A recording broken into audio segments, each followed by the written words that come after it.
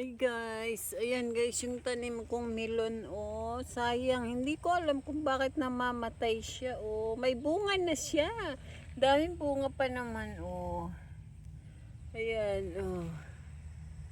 malalaki na, hindi ko alam bakit siya namamatay, pati yung pakuan, may bunga na din, ayan ayan, ayan yung mga bunga nila.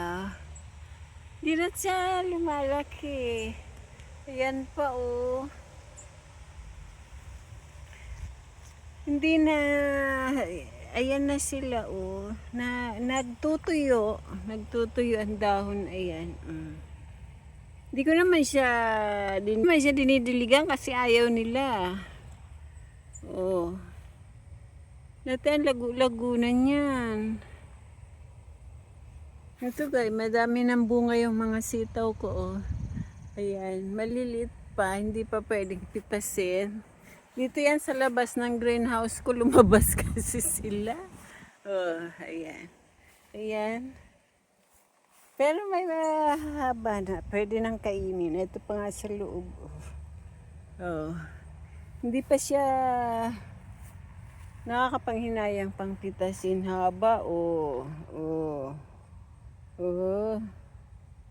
haba.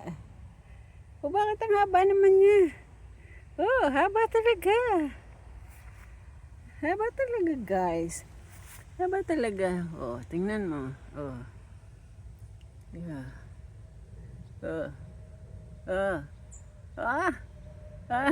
Di ba? Tapos ayan. Ayan, madami na yung bunga niya. Tapos doon sa bubong umakyat na sila. Sandali na lang, kakain ka na ng mga bunga nito. Tapos siyempre ito yung mga lumabas sa aking greenhouse. Ayan, kalabasa. Ito pa, lumabas sila, nasa labas na sila. Siyempre ito ang mas malaki. Ayan. Pero yung ito pa ayan. Saan ba? Ayan. Pero yung iba nasisira. Ayan. Tapos yung dito, parang hindi na rin siya. Ayan pa nga nasisira. Parang hindi na rin siya naglalaki. Hindi na siya tumutubo. Hanggang dito na lang siya. Hanggang dyan na lang. Dati ang bilis-bilis niyan. Ang bilis-bilis niyan gumapang. Ano ba ang gusto nila? Hindi ba? Ayan, nagtutuyo. Ayan, Ito na lang mga sitaw ko ang hindi nagtutuyo. Hindi ko naman sila dinidiligan ng madalas. Yan guys, yan yung yan yung lumabas sa lumabas sa greenhouse ko. Ayan sila.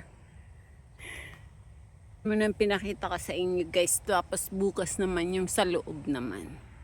Sa loob ng greenhouse.